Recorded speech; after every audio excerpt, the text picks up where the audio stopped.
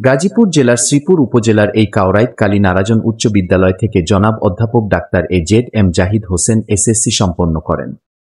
সেই উপলক্ষে এই বিদ্যালয়ে দীর্ঘ ৪৫ বছর পর উনার শুভ আগমনে এক ঈদ পুনর্মিলনী ও গণসংবর্ধনা অনুষ্ঠানের আয়োজন করা হয়।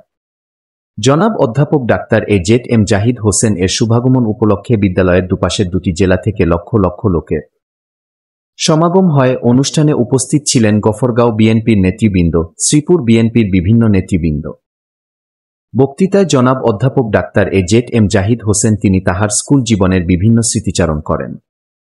অনুষ্ঠানে আরও বক্তৃতা প্রদান করেন শ্রীপুর বিএনপির সাবেক সভাপতি জনাব শাহজাহান ফকির, বাংলাদেশ উলামা দলের সাবেক সভাপতি জনাব মাওলানা এস.এম রুহুল আমিন, শ্রীপুর সরকারি কলেজের সাবেক ভিপি জনাব আব্দুল মোতালেব সাহেব, অঞ্চলের বিএনপির বিভিন্ন নেতৃবৃন্দ, কবির আকন্দ, শ্রীপুর গাজীপুর প্রতিনিধিছবি চিত্র বিস্তারিত। সর্বস্তরের জনতা আসসালামু আলাইকুম। আমরা আনন্দিত আপনারা যে আগমন উপলক্ষে স্বতঃস্ফূর্তভাবে এখানে জমায়েত হয়েছেন, সেই জন্য আমি এই 1975 ব্যাচের আহ্বায়ক কমিটির আহ্বায়ক হিসাবে আপনাদেরকে আমি আন্তরিক অভিনন্দন জানাই।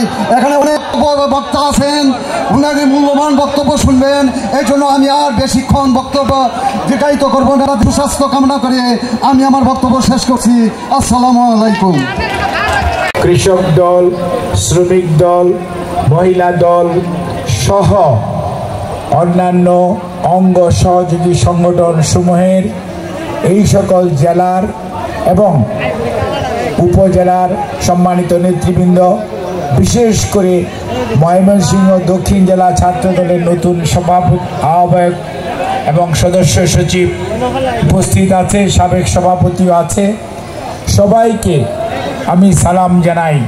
কিন্তু এই স্কুলের বর্তমান প্রধান শিক্ষক মণ্ডলীর সম্মানিত সদস্যগণ এবং বর্তমান ছাত্রছাত্রী ভাই বোনেরা এবং আমরা যে মঞ্চে কথা বলছি এর পাশেই একটি প্রাইমারি স্কুল আছে। এই প্রাইমারি স্কুলে আমি 67, 68, 69 সনে পড়াশোনা করেছি। আমি ক্লাস 5 এখানে পড়েছি। এখান থেকে আমি বৃত্তি পরীক্ষা দিয়েছিলাম 5-এর, ক্লাস 8-এর বৃত্তি পরীক্ষাও দিয়েছিলাম এই স্কুল থেকে, এবং আমাদের কেন্দ্র ছিল শ্রীপুর।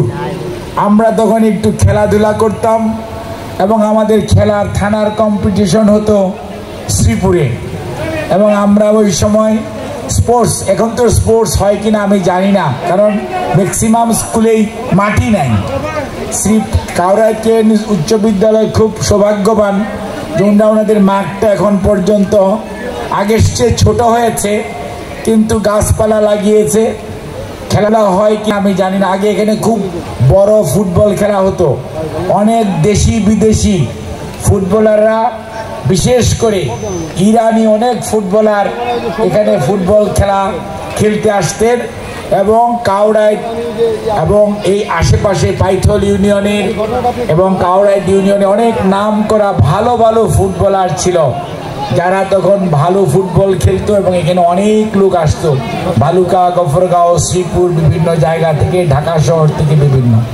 কাজেই এখানকার এই যে স্কুল এবং শ্রীপুরে আমি মেট্রিক পরীক্ষাও দিয়েছি 1975 সনে, এবং মেট্রিক পরীক্ষা দেওয়ার পর অ্যাকচুয়ালি আমি টেস্টিমোনিয়াল নিয়ে এখান থেকে যাওয়ার পর আমি আর এই স্কুলের মাঠে আমার আসা হয় নাই এবং আমি আসতে পারি নাই। আমি আনন্দমোহন কলেজে পড়াশোনা করেছি, তারপরে তো বাকি জীবন ভিন্ন চওড়া, এখানে আসার সুযোগ হয় নাই। মাঝে মাঝে নদীর ওই পারে আমার আব্বা এখানকার শিক্ষক ছিলেন, ব্যবসাও করতেন।